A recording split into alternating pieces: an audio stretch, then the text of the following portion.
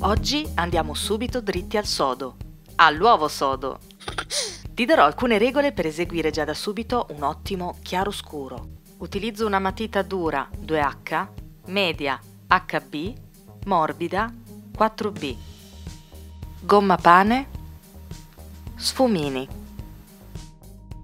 Prima mossa, verifico le prestazioni delle matite che sono intenzionata ad utilizzare. Quindi, per ognuna delle 3 matite valuto i grigi a disposizione. Compressione leggera per vedere il punto di grigio più chiaro, compressione pesante per capire il massimo punto di scuro. Ecco, questo è il range di grigi in cui potrò muovermi. La luce massima sarà data dalla carta stessa. Individuo la sorgente di luce, che in questo caso è in alto a sinistra intorno ai 45 gradi. Questo sarà il massimo punto di luce, dato dall'intensità del colore della carta che stai utilizzando. Questa è la zona illuminata.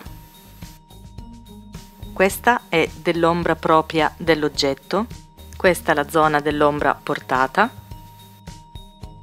Questa è la zona della luce riflessa sull'oggetto. Partiamo. Traccio con pressione leggera leggera i contorni dell'uovo. Un trucco per una buona riuscita della composizione è partire dallo sfondo. Aspetta un attimo, lo sfondo, che è meno importante dell'oggetto che voglio rappresentare, devo disegnarlo subito? Sembra una contraddizione, ma se parti dallo sfondo riuscirai a dare maggiore risalto al tuo oggetto in primo piano e avrai un maggiore controllo sulle sfumature da utilizzare. Sto utilizzando la matita 4B, compressione su carta molto elevata. L'obiettivo è disegnare piccoli tratti vicini con la stessa inclinazione per ottenere una campitura omogenea e profonda. Mentre faccio questo, ruoto la matita. Facendo così ottengo 2 vantaggi. La grafite è sempre affilata e il tratto sempre omogeneo. Se vuoi ottenere un effetto realistico, niente righe di separazione tra gli oggetti. Gli oggetti li devi costruire, far venire fuori tramite i contrasti di luci e ombre, così come avviene nella natura, niente linee di confine. Bene, proseguo con questi segmenti e vado un po' avanti. Attenzione, non fare questo movimento di polso, lo dico per i neofiti. Il polso fermo, il movimento parte dal braccio. Avrai così un segno più fluido e le linee saranno diritte. Allenati. Nel caso ti si stancasse il braccio, cerca comunque le linee dritte, controbilancia la rotazione naturale del polso.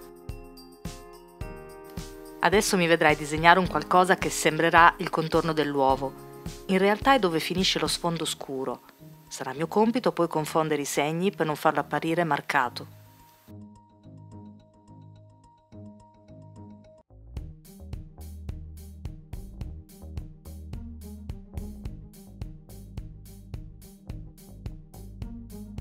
In queste fasi in cui ho bisogno di precisione, appoggio il polso sul foglio bianco ed evito di strisciare sulla grafite. Questo comporterebbe la macchiatura del foglio. Se per qualche motivo non dovessi riuscire in questa operazione, puoi aiutarti con un foglio di carta bianco. La luce proviene da in alto a sinistra. Calcolo la proiezione dell'ombra dell'uovo sul piano orizzontale. Piccola parentesi, se desideri ombreggiare un qualsiasi altro oggetto che non sia un uovo o una classica sfera, dovrai attenerti alle regole della teoria delle ombre. Se ti può interessare un video sulle basi, lascialo scritto nei commenti. Definita in maniera leggera leggera l'ombra, vado a riempirla con la matita 2H. Vedi? La matita è quasi parallela al foglio, leggera leggera. Come se dovessi accarezzare la carta con la grafite. Servono precisione e movimenti delicati. Con la matita non devo oltrepassare la curva che delimita l'uovo. Per fare questo il segno parte dalla base dell'uovo e va in basso a sinistra, torno indietro con la matita leggermente staccata dal foglio e riparto. Più pesante in partenza e più leggero alla fine, in quanto proprio in prossimità dell'uovo la tonalità dell'ombra sarà più scura. Un altro sistema che utilizzo è il blocco della corsa del segno con un dito della mano sinistra. Con l'aiuto della mano sinistra vado a definire la zona oltre la quale con la matita non si potrà andare.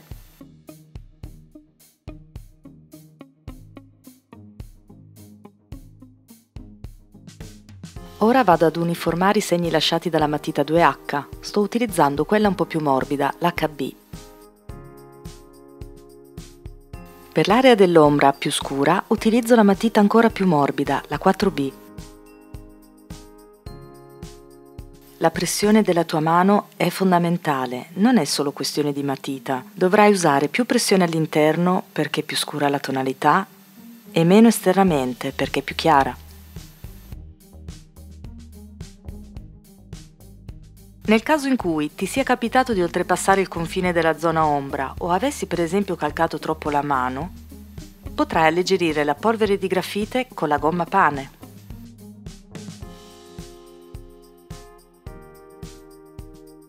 Definisco meglio il contrasto tra l'area uovo e l'area ombra, ci sono delle sporcature di troppo. Ok, adesso parto con il chiaroscuro dell'uovo, inizio con la matita leggera e con dei tratti paralleli o leggermente incrociati disegno le tonalità di grigio più chiare. In questa zona mi aiuto con il dito della mano sinistra.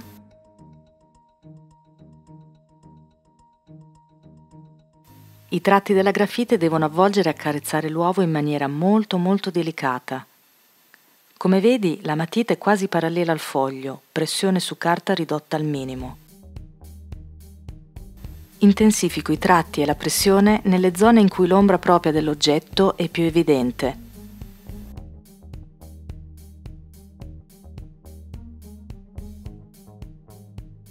Queste sono le fasi cruciali in cui l'oggetto prende forma, anzi volume.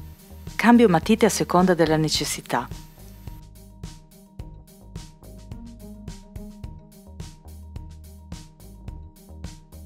Tratti brevi, costanti e sempre paralleli.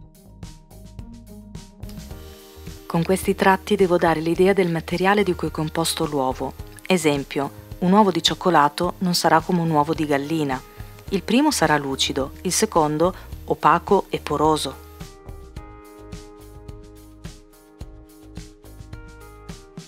Vado avanti.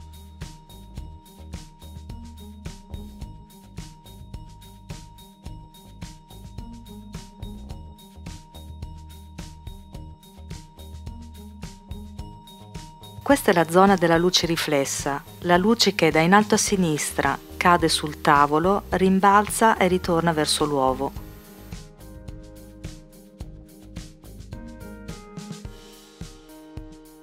In questa area ho scurito troppi tratti, vado ad alleggerire con la gomma pane. Attenzione, adesso utilizzerò gli sfumini. In ambito didattico si sconsigliano perché nell'imparare a realizzare il chiaroscuro faciliterebbero troppo il lavoro. Vedi tu se farne uso o meno. Personalmente ho imparato il chiaroscuro senza l'ausilio di questi magici strumenti. Li ho scoperti in tarda età e mi piace l'effetto della chiusura del poro della carta. Sono facoltativi.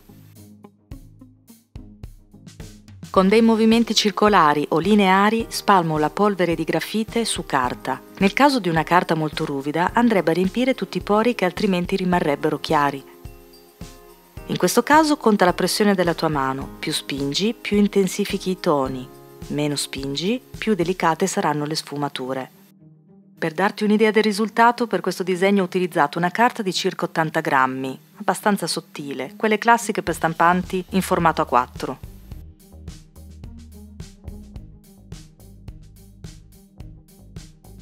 Mentre definisco un po' le matite, togliendo e aggiungendo, voglio tornare sul discorso della teoria delle ombre. È una parte della geometria descrittiva, si occupa di rappresentare, oltre al solido, l'ombra prodotta dal solido stesso, tenendo in considerazione diverse fonti di luce.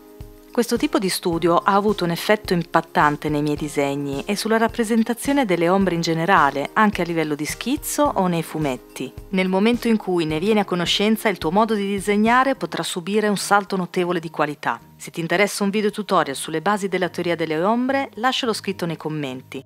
Non ti nascondo che per me potrebbe essere molto impegnativo, ma se può esserti utile, lo farò volentieri.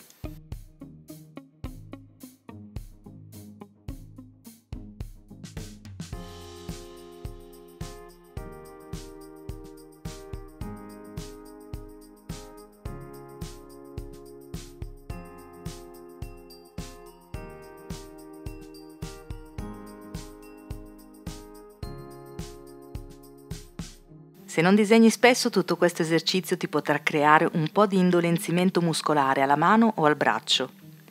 A me capita anche quando sto fermo una sola settimana, è normale, disegnare è anche esercizio fisico.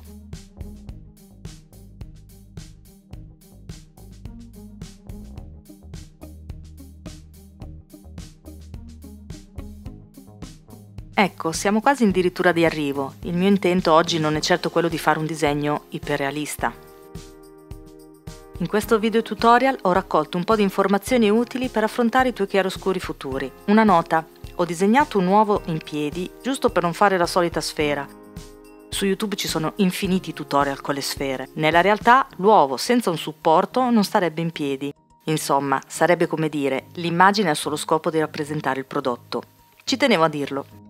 Ora, se hai domande, dubbi, curiosità o semplicemente ti va di condividere la tua esperienza, fallo, ne sarò felice.